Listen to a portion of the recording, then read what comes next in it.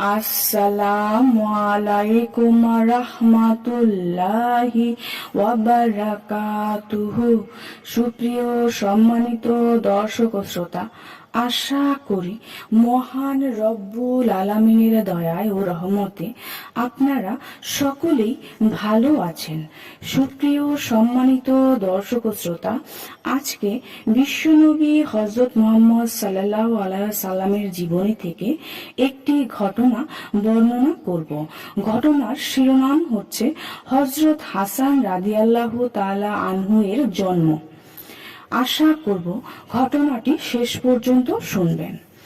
জয়নব রাদিয়াল্লাহু আনহু এর সাথে হযরতের শুভ বিবাহের কয়েকদিন পর রমজান মাসের 10 তারিখে সমগ্র মুসলমান জগতের আনন্দদায়ক আর একটি শুভ ঘটনা ঘটে যায়।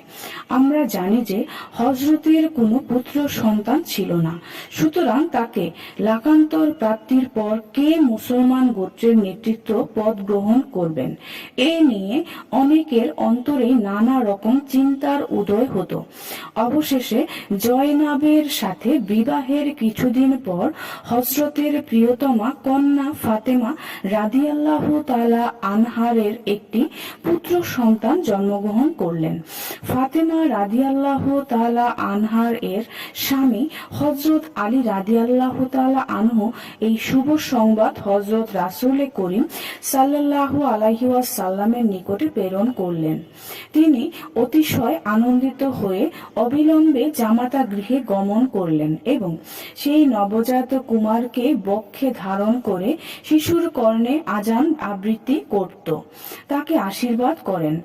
অনন্তর শিশুর বয়স তখন 7 দিন পূর্ণ হলে হযরত সেই শিশুর মস্তক মুন্ডন করে দিলেন এবং সেই কেশগুচ্ছ স্বর্ণ রেণুর সাথে ওজন করে সেই স্বর্ণ ও রেণু দরিদ্রের মাঝে বিতরণ করে দিলেন এবং সেই কুমারের নাম হাসান রাখলেন।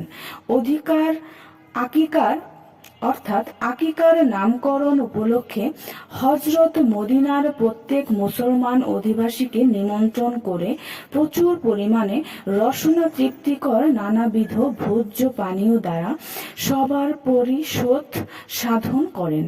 এই নবজাত শিশু পরবর্তীকালে বহু সদ্গুণের অসাধারণ রূপ হয়েছিলেন। শৈশব হতেই তার উচ্চ ধর্মভাব, আল্লাহর প্রতি একান্ত ভক্তি ও অনুরাগের লক্ষণ সমূহ দর্শন করে হযরত এবং তার অনুচরণগণ বিমল আনন্দ লাভ করেন। যখন হাসানের বয়স 7, তখন আল্লাহর ইচ্ছানুসারে হযরত মুহাম্মদ সাল্লাল্লাহু আলাইহি ওয়াসাল্লামের ইহলোকের কর্মময় জীবনের রঙ্গমঞ্চে যবনিকার পতন হয়। এর পূর্বে হযরত ফাতেমা রাদিয়াল্লাহু তাআলা আনহার এর গর্ভে আরো একজন পরম সুন্দর পুত্র জন্মগ্রহণ করেন।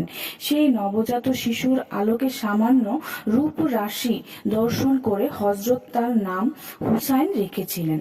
হযরত মুহাম্মদ সাল্লাল্লাহু আলাইহি ওয়াসাল্লামের মৃত্যুর সময়ে তার প্রাণাধিক দৌহিত্রদ্বয়কে স্বীয় শয্যা পার্শ্বে আহ্বান করে উভয়কে একযোগে উভয় বাহু দ্বারা আলিঙ্গন করত, আশীর্বাদ করে বলেছিলেন, আমার চরিত্র এবং গৌরব হাসানকে এবং আমার বীর্য ও বদান্যতা হুসাইনকে প্রদান করলাম।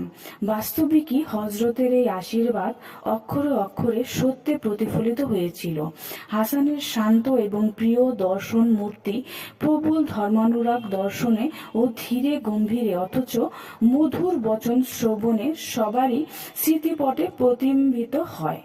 আর হুসাইনের পরদুঃখ কাতরতা অথচ আদম্য তেজ বীর্য দর্শনে দর্শকগণ মনে করতেন হযরত পুনরায় বুঝি নবীন কলেবর ধারণ করে তাদের সম্মুখে উপস্থিত হয়েছেন।